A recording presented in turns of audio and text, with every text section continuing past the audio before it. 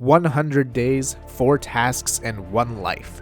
In this video, we will be attempting to survive 100 days in hardcore Minecraft. Our goals will be to defeat the Ender Dragon, grab an Elytra, get a fully enchanted set of Netherite Armor, and beat the Wither boss. However, we have to do this all without dying, because in hardcore Minecraft, if you die, your world is over forever. With that being said, we have an awful lot to do and only 100 days to do it, so why don't we get started? Day 1, I spawned into the world with a rather exciting plan. I want to punch a tree. There we go, exciting content here. I made a wooden pickaxe so I could quickly upgrade to stone tools, then killed some of the local wildlife for food, and then cooked it up. I then went exploring and found this nice peninsula where I decided to chop down some trees to clear out some space for a small starter cabin. Then, out of the trees came my first mob. The zombie managed to land one hit on me, setting me ablaze, but he was no match for my stone sword. I then started on my little cabin and decided to sleep the first night away.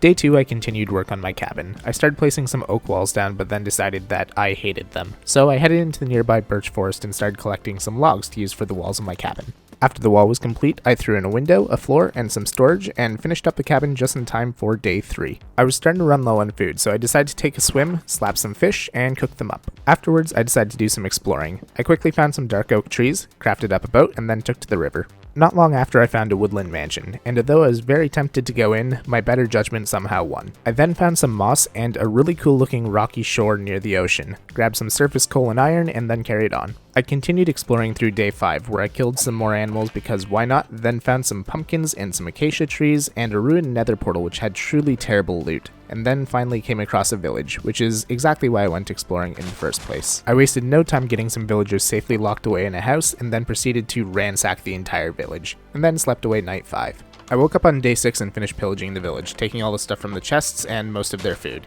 Afterwards, I grabbed some iron that I found on the surface and then decided to lead some cows to a nearby plains biome. I wanted to start farming them as early as possible, that way I can make a level 30 enchanting station. I then found some sheep, led them back to the same area, and threw them in a hole too. I planted all of my sugarcane along the shores of the plains biome as I had decided this is where I was going to settle down and make a base. The next day, I was looking in the chest that I had placed down and realized I basically had nothing and I was 7 days in already. So I smelted up what iron I did have, made some tools and some pants because wearing pants is usually a good idea, and ventured into the jungle looking for some caves. I quickly found one, grabbed some ores, and instantly ran into a dead end. So I went looking for another cave, and sure enough, I found another one, and it was a dead end too. So hoping that third time was the charm, I went looking for yet another cave, and I found one not too far away from the cave I had just exited.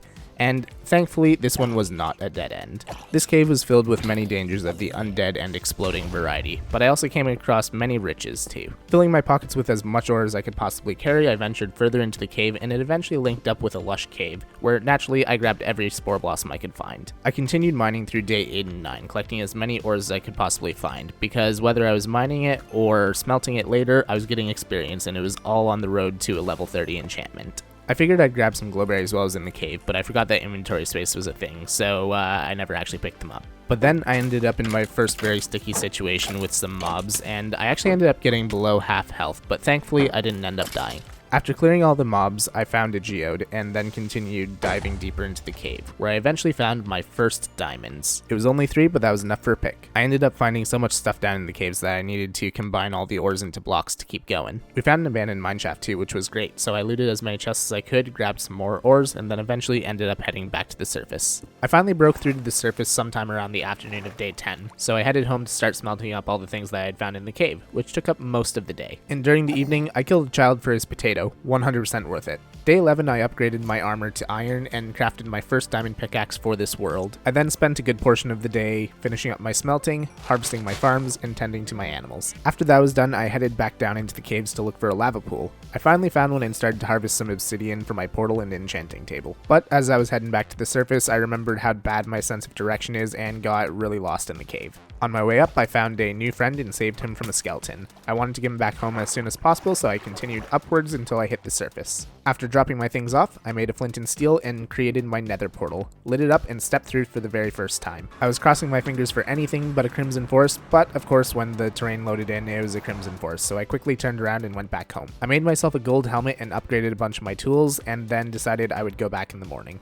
Everyone knows that 13 is a lucky number, so I decided, you know what? Let's try our luck in the nether on day 13. I started mining quartz right away, trying to get to level 30, and wanted to explore a bunch of the nether at the same time. Since I was only wearing unenchanted iron armor, I figured it would probably be smart to try and kill things from a safe distance. And I did exactly that, right up until a ghast tried to blow me up. Then I threw safety to the wind and ran up to him and tried to punch him in the face, getting the Return to Sender achievement. I continued running through the nether and mining quartz until I finally hit level 30, and then headed back to the overworld. I wanted to start enchanting on day 14, but I only had 1 diamond left, so I started to make a mine down to diamond level. On the way down, I heard a bunch of zombie noises, so I started digging towards the sound, and sure enough, there was a dungeon. I cleared the dungeon and took the loot, and then continued down to diamond level. I mined around for a while, finding not 1 but 2 different diamond veins. Then I headed back up to the surface. Day 15, I was finally able to make an enchanting table. I placed it down and remembered I had no bookshelves, so I bred up the cows hoping I would have enough. But it was clear I didn't, so I headed out into the wild to explore and kill the local cattle. I continued exploring and killing throughout the day, until I finally came across a village. Naturally, I stole all of their belongings and their crops, then I channeled my inner Goldilocks and slept in one of their beds.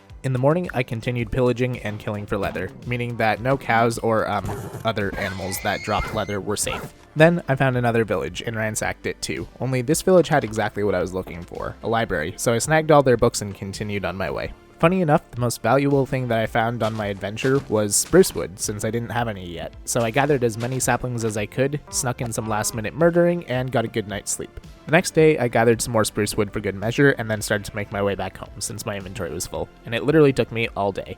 Eventually, I found the familiar site of the Savannah village, and was able to make my way back home from there. But on the way, a group of preschoolers and their parents ambushed me. Pretty rude if you ask me. I just wanted to go home. Not wanting children to be the end of this hardcore world, I decided, you know what, I'll sleep the night away. Day 18 was finally the day. I had all the materials and I was able to make up my bookshelves and get a full level 30 enchanting area. I got some lapis together and made my first enchantment. I was quite happy with the work pick that I got, but I'm greedy and wanted a fortune 3 pick, so I used the rest of my diamonds to try again and got the exact same enchantment. I didn't have the levels to reroll and I really wanted fortune 3, so I made up some rails and some minecarts and headed to the nearby village. I broke open my villager time capsule and figured it would be safer to move them in the morning. Day 19 was villager moving day, which is always fun. I got 2 of them in the minecarts and sent them along the rail I had laid, but I only had 2 stacks of rails, so I had to break them behind them, run ahead, place the rails back down, give them another shove, and repeat the process over and over until they were at my place. Once I got them near my nether portal, I figured, good enough, and locked them in a box for safekeeping. Then I gathered all the materials that I would need to make a villager breeder.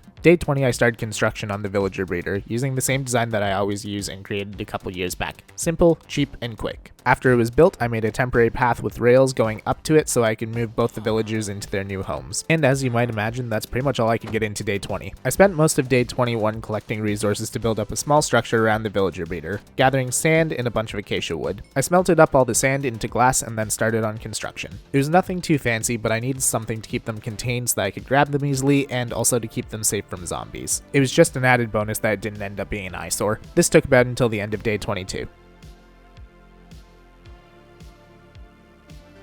When the sun rose on day 23, I made my way up to the villagers and gave them some bread, then left them to do their thing. I knew I'd need a source of emeralds, so I got some pumpkin seeds together and made an area to grow some crops by the villagers. Then I went back to the village and grabbed some melons to plant beside the pumpkins. For the first time in this video, I had spotted some babies that weren't trying to kill me, in my villager breeder of course, so I guess the design still works. I figured while I was waiting for them to grow up, I may as well plant the other crops that I was going to need, so I went along the river and planted my potatoes and carrots. And because I'm impatient, I bone mealed all the pumpkin and melon stalks so that I could start harvesting them quicker. Day 24 was all about lowering prices, so I started making an area to run the villagers as they were being zombified and cured. Nothing like a little bit of light torture to make someone reconsider their prices. Once that was done, I waited for night and made an area to trap a zombie. I eventually found one that was willing to pick up a piece of dirt, but as I was leading him back to the trap, I got knocked into a ravine and the dummy decided to follow me down, so he was lost to me. When I got out of the ravine, I ran into a zombie with full armor and managed to lead him into the trap. I then got him in a minecart and moved him to his new home. Then I blew a good quarter of my iron making an anvil and name tagged him appropriately. On day 25, I decided to go back into the nether to try and find a fortress, and I got pretty lucky. There was one a couple hundred blocks away from the portal with a dual blaze spawner, and it was in a soul sand valley too, so lots of wither skeletons. I started making a rather precarious bridge across to the fortress, but I had to take it pretty slowly because fire.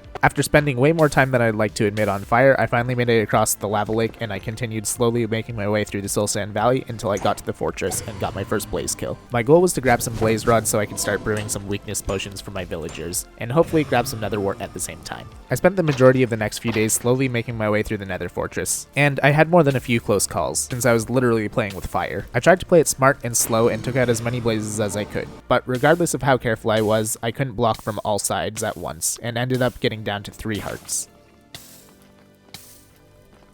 Things got even more fun when I had to contend with living flamethrowers, tall angry skeletons, and a giant floating baby all at once. That's when I figured it was time to get out of danger, ran across my janky bridge, and back to the overworld. I was very happy to see the sun again, but there was no time to waste, so I headed out into the wild in search of a dark oak forest, but I didn't have much luck and ended up searching through the night. Day 28, I finally found a dark oak forest across the lake from my base. I was there for mushrooms. I gathered some red while I was there, but I had really come for the brown mushrooms to make my potions. But the locals weren't too happy about sharing, so I had to put them in their places. I headed home and began the process of making my splash potions of weakness. But when it hit night, I'd been smacked around one too many times by the neighbors and decided to mark my territory with a bunch of torch spam. I also found an enderman since it finally wasn't raining and tried to get an ender pearl, but all I got was grass. At the crack of dawn on day 29, I got my first villager into a minecart and started the zombification and curing process. I knew I wanted a farmer first for easy emeralds and food, so I got some stuff together to trade with him and made a workstation. Partway through making my temporary villager hall, he had been cured, so I pushed him into his stall and started cycling his trades until I found bread. I wanted that trade so I could endlessly breed my villagers. I got pretty lucky with a pumpkin and melon trade and finally got him to master class. I wasted no time getting started on my next villager, which was going to be an armorer, that way I could get full diamond armor. While I was waiting, I decided to re-roll my extra work pick and got pretty lucky with a Fortune 2 enchantment. Day 30 started with a mining trip. I wanted to test out my new Fortune 2 pick and get some coal to trade with the armorer. I managed to spot an enderman in the caves and got my hands on my first ender pearl. I continued mining everything that I possibly could before finally heading back up to the surface, smelting everything up and continuing to upgrade the armor. I ended up with a lot of pants, but one can never have too many pants. Eventually, I unlocked the diamond armor trades and got a full set. Then, after a bit of trading, I donned my new shiny armor set. Afterwards, I enchanted my first bow and then continued to torture villagers. Day 31 was more villager related stuff. I got myself a toolsmith and unlocked the diamond trades. Then I got myself a full set of diamond tools. But the pickaxe really caught my attention with the Fortune 2 enchantment. I bought one and immediately upgraded my existing Fortune 2 pickaxe so that I finally had my Fortune 3. I was pretty excited, so I headed straight down into the mines to diamond level and started strip mining. Sadly, I wasn't very lucky, but I did find 2 veins of diamonds and was able to make myself a diamond sword, completing my full diamond set. Day 32 started with more of the same. I continued with my villager trading and got my hands on an infinity librarian first try, so I upgraded my bow and figured it was time to go back to the nether. I was in search of a warped forest this time. I really wanted to get some more ender pearls, so I started off in a new direction, exploring the nether once again. I passed another nether fortress and a bastion, but neither of which were what I was looking for. So I continued exploring well into day 33. It was day 34 before I finally spotted the bluegrass of the warped forest. So I slowly made my way down and began to kill endermen. Of course, in the safe way. I didn't want to risk a death here. My goal was to get around a stack of ender pearls so I could easily make eyes of ender. I was geared up, enchanted, and ready to start thinking about my first task, defeating the ender dragon. Day 35, I continued collecting ender pearls for the majority of the day, but eventually I hit 15, plus 1 at home, so that made a full stack. I couldn't be bothered to try and navigate my way back home, so I tunnel bored through the nether wall until I hit my portal and was quite happy having survived another trip to the nether. I crafted a stack of Eyes of Ender and began preparations for the dragon fight, starting with upgrading my food source. I knew I wanted to enchant my sword too, but the enchantment I got was absolutely horrible. I started day 36 trading for more experience to re-roll my sword. Surely the next enchant would be better. Nope, never mind. Off enchant and back to level 30. But the game really wanted me to have Bane of Arthropods. I, on the other hand, really didn't want it. So once again, off enchant and back to 30, I ended up settling for the next enchant, which wasn't amazing either, but it sure was better than Bane of Usefulness, as I like to call it. There was one more thing I needed before heading to the end. I knew the dragon liked to throw people into the air, so I really wanted Feather Falling 4 before leaving. It was a long process of cycling trades, but finally I managed to get my hands on Feather Falling 4, slapped it on my boots, and was ready at last. Day 38 was the beginning of my adventure to try and find the stronghold. I threw my first eye into the air and set off in that direction.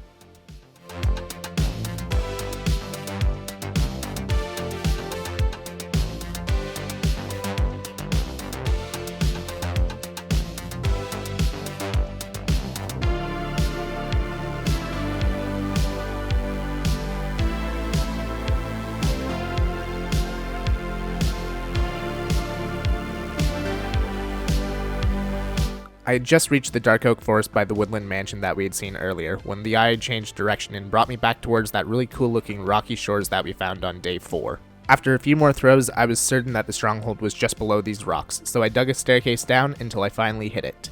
It was day 39 when I began exploring the halls of the stronghold, and there were some rather explosive surprises behind some of the doors. I managed to find 2 libraries which I earmarked for later before finally coming across the portal room. Here it was, the big moment, my first real challenge in this series. If this battle goes south, it's all over. As I placed the final Eye of Ender into the portal and it opened, I said goodbye to the overworld and hopped straight into the end. I landed in the end and started tunneling up from the underground platform, and when I broke through, the dragon fight had truly begun. I quickly started to take out as many end crystals as I could, as fast as I could. Arrow after arrow hitting their mark. Definitely not missing any shots, that doesn't sound like something I would do. Most of the crystals were down within the first few minutes, but there was one crystal that was simply too high for me to get an angle on. So I decided to risk it all and water bucketed my way up to the top of another pillar to get a better line of sight. Once that crystal was down, the dragon was finally vulnerable, so I let loose a volley of arrows, slowly ticking down his health.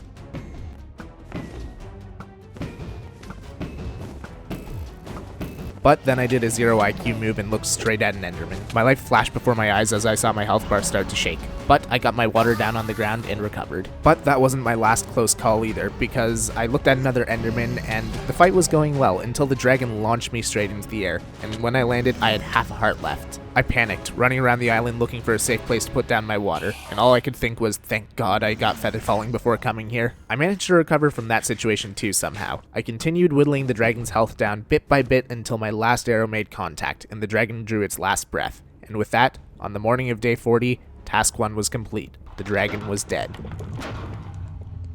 After the dragon was dead, I grabbed its egg, then went straight through the end gateway to start on my second task, finding an Elytra. I got really lucky and was able to see an end city from the gateway, so I bridged my way over to it, and it was a sad and disappointing end city. So I killed all the shulkers and continued exploring the end in search of a better city. Not much time had passed before I saw something purple in the air again. A ship. My luck had never been this good in the end, so I made my way straight for the city. I made my way through the end city and went straight for the ship. I cleared it from a distance, bridged over to it, and then looted the chests, and there was some pretty good gear in there. Then I claimed my prize.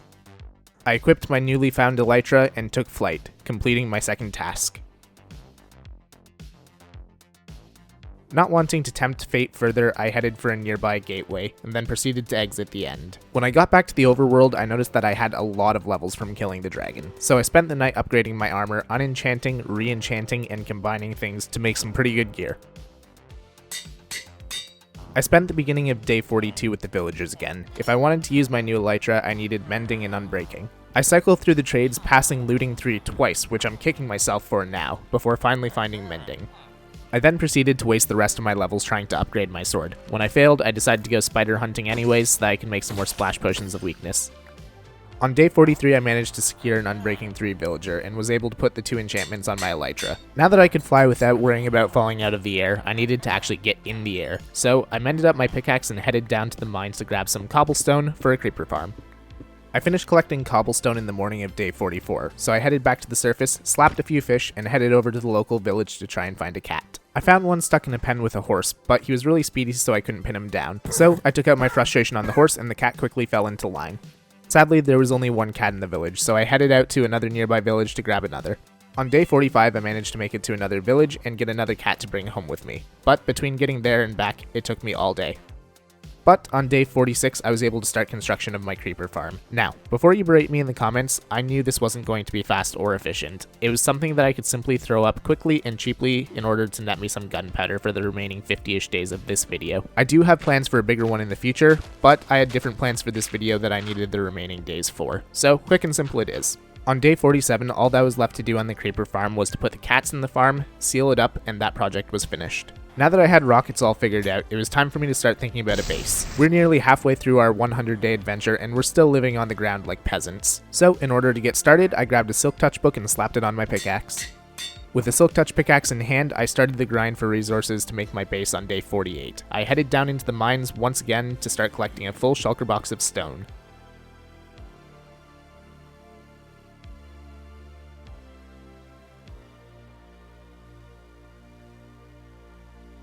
I finished filling up the shulker on day 49 and headed back to the surface. I fortuned all the goodies I had gotten while mining and wound up with a decent amount of stuff. Afterwards, I got another villager ready so that I could finally try and get looting on my sword. I spent all of day 50 and a good portion of day 51 attempting to get a looting 3 trade. I was getting so frustrated considering I had already passed this not once, but twice in the past. After heavily debating villager genocide, I finally settled for a looting 2 trade, combining 2 books and getting looting 3 on my sword, finally.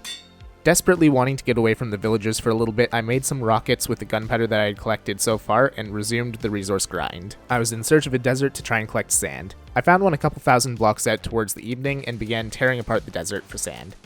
I really wanted to try and collect a full shulker, but my shovel broke before I could get that much, so I took flight and started heading back home. I arrived home on day 52 and replenished my rocket supply, happy to see that my creeper farm was working. I was still a little bit short on sand, so I took the shulker to the nearby sand belt and finished filling it up. Then I made an area to start collecting all the resources I would need for this build, that way I could free up my shulkers. And then I continued collecting things that I would need for this project. I also knew that I needed to change all of the sand into glass, but I didn't have the coal to do it, so I chopped down a bunch of the jungle trees nearby to turn into charcoal. My resource grind continued into day 53, where I re-entered the caves, which were filled to the brim with mobs, and wandered around until I found the geode that I had found earlier in the video to collect a bunch of amethyst.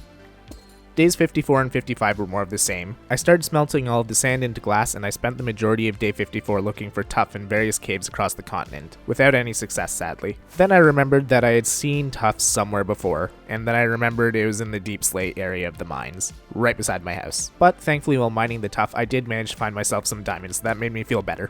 After that, I was nearing the end of my resource wish list, so I grabbed a bunch of oak and dark oak logs, and then I grabbed some gravel and some cobbled deep slate. By day 56, I was on my final day of the resource grind, gathering some more stone to make stone bricks, and gathering some more gravel and sand to make concrete. Would anyone like to wager a guess as to what I'm building yet? If so, toss it in the comments and see if you're right. Okay, I guess I lied. Day 57 was the final day of the resource grind, as I still needed to spend half the day converting concrete powder into concrete blocks. But with that, I had completed my resource wish list, and I turned my attention to clearing the area where I was going to build, moving all of my items over to the portal and out of the way. That took the rest of day 57 and 58. And now, we get to the fun part.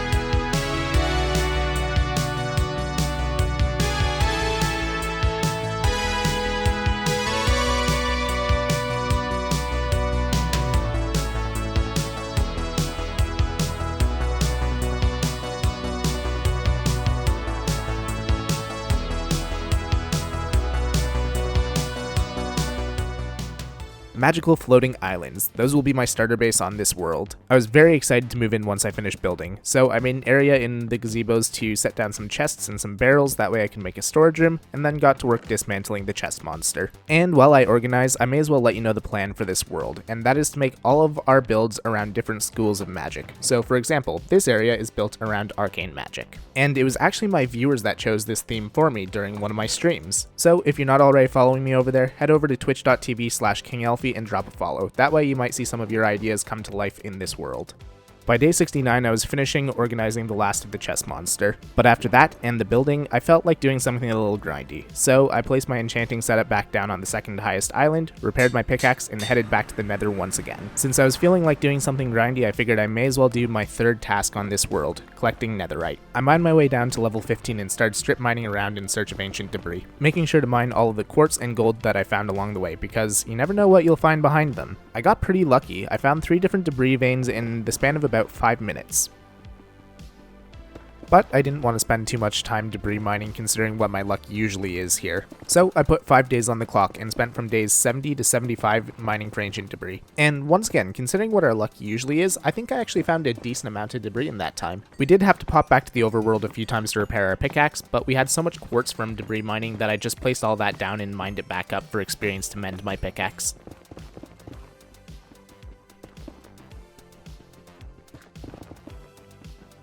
I realized that I had been mining for quite some time, so I headed back to the overworld somewhere around the morning of day 75. I got a furnace set up and started smelting my 37 ancient debris, then turned my attention to armor and tools. I wanted to upgrade their enchantments before making them into netherite, so I started making up some more potions to do some more trading, but I was out of gunpowder as I had been in the nether for a few days. So I waited for night so I could kill a few creepers, made my potions, and expanded my trading hall. Day 76 was spent with the villagers once again. I figured this time I would cure 4 at once to save me some time.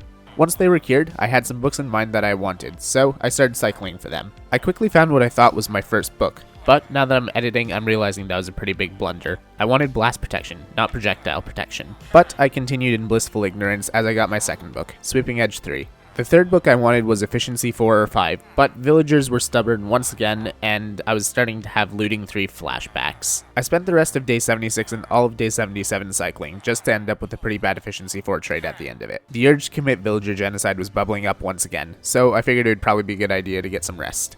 On day 78, I was so done with villagers, so I settled for a Respiration 2 book and simply combined 2 of them together to make Respiration 3. With all the stuff I needed, I got to work upgrading my gear, starting with the helmet. I made a fresh one and slapped all the enchantments on it, including projectile protection, which I still hadn't noticed was the wrong enchantment. Then I went on to upgrade my boots, but I was a bit short on experience, so to shake things up a little bit, I went old school and killed stuff at night for experience. It was actually quite fun.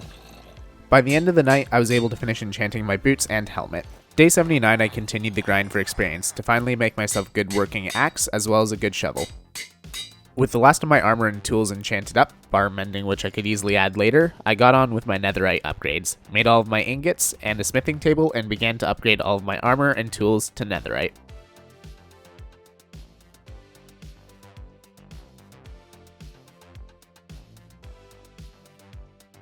I donned my armor once again with all of its new upgrades and was able to cross task number 3 off my list for this 100-day venture. But I realized I still had 1 netherite ingot left, so I made myself a hoe, enchanted it up, and got the Serious Dedication achievement. And why? Because we're overachievers.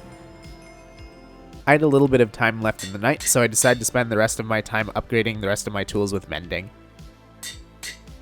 I started day 80 by once again collecting purple concrete. I had an awesome idea for an addition to the base, so I also needed some more dark oak wood. After gathering those 2 things, I was nearly ready to get started on my build, but I wanted to tidy the area up a little bit first by adding some nice footpaths leading between the islands and the gazebos. Then, it was time to build.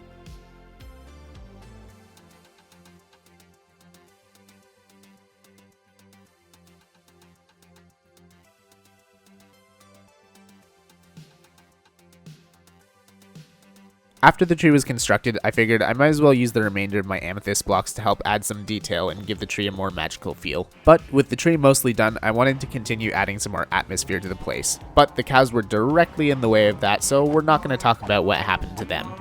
Day 82, I led the surviving cows to a new area, out of the way of my building plans. Then, I started adding some crops at the base of one of the gazebos, and surrounded it with a ruined cobblestone wall. I planted some wheat, lit it up, and decided that I really liked how it turned out, so I made another crop on the gazebo on the other side, but planted potatoes in it. But I had now used up both of my gazebos and still had to plant carrots somewhere, so I started making another ruined wall around the new tree that I had made. I finished the wall on day 83 and planted some carrots and beetroots in there for a nice splash of color around the tree. Then I connected up the new tree garden with the path.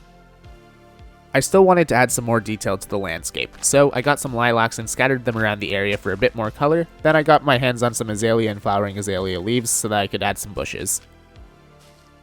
Day 84 rolled around and I figured it was time to start preparations for my 4th and final task for this video, the wither fight. I gathered up some more rockets and food and then headed into the nether to find a basalt delta. That way I could get my hands on some magma cream to make some fire resistance potions. Once those were all brewed up and I knew I'd be safe from the blaze, I headed back over to the nether fortress and began my hunt for wither skeleton skulls. Sadly, the rest of day 84 was a bit of a bust, but I was happy not being bothered by the blazes for a change. Weirdly, on day 85, my luck turned around in a big way. I got my first wither skeleton skull right at the beginning of the day, and maybe 1 minute later, I got my second.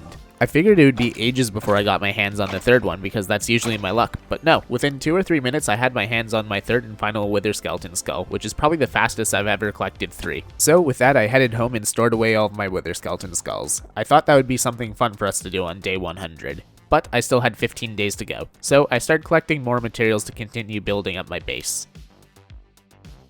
I really wanted to lean into the idea of ruins on my floating islands, so on day 86 I got to work making some ruins on the lowest one.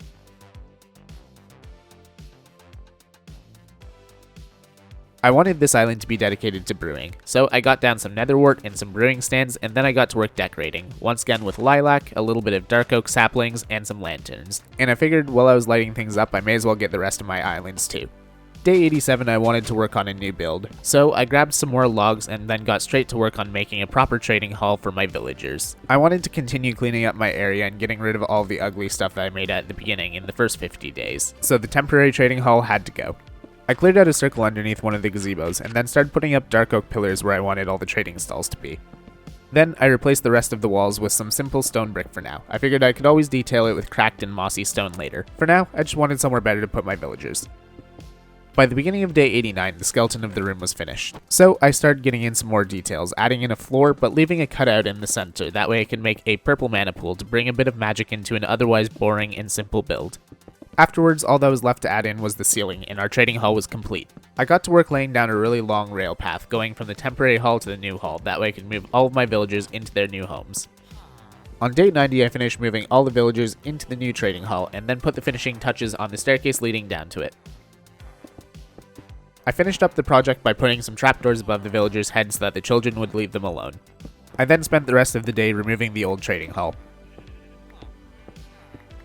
Day 91, I took on my final undecorated island, building up yet another ruin. After that was built up, I decided this was going to be my smelting island, so I put down some furnaces, and rather than using coarse dirt for the path, I decided to use tough. Then I tied it into the rest of the area by bringing in some lilacs and lanterns once again. With that island now out of the way, I thought that wrapped up my base quite nicely. So, not knowing what to do for the rest of the day, I started to put together some things for the wither fight, gathering some potion making supplies that way I could get to brewing the next day. Day 93 started with some prep for the wither fight. I got together a fresh batch of health potions, strength potions, and regeneration potions, as well as some other odds and ends that I might need along the way. After the fight preps were done, I figured it was time to tackle the mob spawner that I had found earlier and make it into an XP grinder. Now, I'm not going to bore you guys with the play-by-play of the mob spawner because, let's be real, this farm has existed in Minecraft since basically the beginning of the game. But I figured I'd show bits and pieces of me making it since up to this point my sole source of experience has been villagers and killing random stuff at night. So it was definitely needed. This project basically took me up to the end of day 93.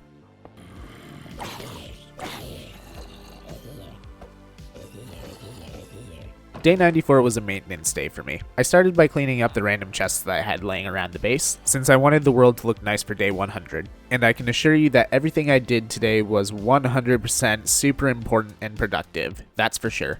I then flew over to the nearby flower forest so that I could grab some alliums to do some landscaping back at the base. I also added back all of the tall grass, that way we could give some more life to the ground. On day 95, I finally got around to making myself an ender chest. I figured with only a few days left in this video, I should get rid of my last ugly farm. So I made myself a pickaxe capable of mining cobblestone and headed back into the mines to get the materials I would need to make a pumpkin and melon patch. Once I had all the materials that I needed, I cleared the space that I needed for the build and then laid down the basic shape of my wall. I continued through the night and detailed the walls on day 96, to have the same ruined look as the rest of the base. After I was happy with the wall, I made a path going through the center, added water, and then started strategically planning where I wanted the pumpkins and melons to grow, more for aesthetics than anything else. Day 97 I continued my pumpkin and melon patch, replacing all of the grass with dirt to better suit the farm vibe. And being the impatient soul that I am, I bone mealed all of the pumpkin and melon stalks and then got rid of the old field. And with that, all of our ugly farms were gone. On day 98, all that was left to do was some detail work on the patch. So I added some leaves inside the walls to fill out the area a bit more, and then some shrubs outside the wall. After I had finished that project, I spotted some pigs wandering around by the jungle, so I decided to lead them back to my animal area and trap them for later. I nearly had all the barnyard animals, so I wandered around looking for some chickens. When I finally found them, I led them back to my area and put them in a hole as well. By the time I had finished that, it was nearly sunrise, so I sat back in my base and watched the sun rise over day 99. I knew I still had one more villager stall open in my trading hall, so for completion's sake, I started curing a new villager. While he was curing, I spent a good amount of time wandering around my base and just admiring things, just in case things went badly tomorrow during the wither fight. Once he was ready, I scooted him along the rail line and into his stall. Night was closing in, and I realized it was day 99, we have an awesome base, and I'm still sleeping on the ground like a hobo. I quickly got to making myself a new purple bed to match our theme, and thought, you know what's the most inconvenient bedroom I could possibly make? How about inside the mana pool on the highest island that has no staircase up to it? I'm sure this will be a great idea in the future. It was finally that time. I grabbed all my potions and supplies I got for the wither fight and said goodbye to my base. Then I flew off in a random direction looking for a plains biome to fight the wither in, and yeah, we're not cheesing it. This can only end well, right?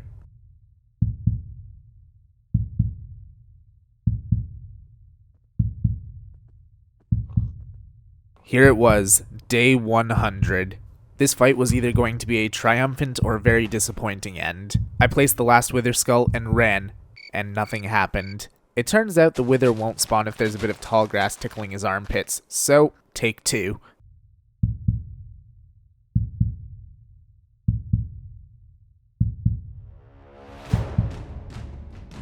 Here it was, the final fight. I started shooting him and he instantly found me and started shooting back. I hadn't done a legit wither fight in quite some time, so this fight had me quite nervous, but I continued firing arrows at him anyways. But it wasn't quite fast enough. He was healing just as fast as I was damaging him, and I always forget how long the wither effect lasts. It had me low on health quite a few times, but I continued flying around, staying out of dodge, and healing naturally, that way I didn't have to use my potions. Then I got a great angle on him and I started doing some serious damage.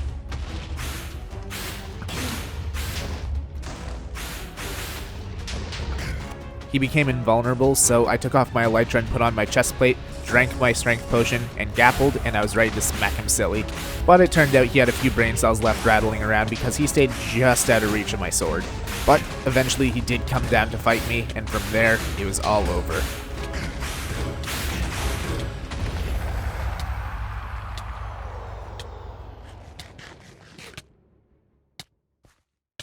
I collected my nether star and completed my final task I had set for myself in this hardcore world. But there was still one more thing I wanted to do before my 100 days were up. I flew back to my base and with my victory prize, crafted up a beacon. I had just enough gold blocks to place down a level 1 beacon base, centered with my highest island, and officially place down my first beacon of this world. And with that, I sat back and relaxed and watched the sun set on day 100 of this hardcore world. I have so many really cool builds planned for this world, so I hope you guys will stick around with me to see those builds come to light. So make sure you're subscribed to the channel and that you're following my Twitch, that way you don't miss a second on this hardcore world. This video took 30 hours to record and just as long to edit, so your support means a ton to me. Thank you very much everyone for watching this video, and I will see you guys in the next one. Bye bye!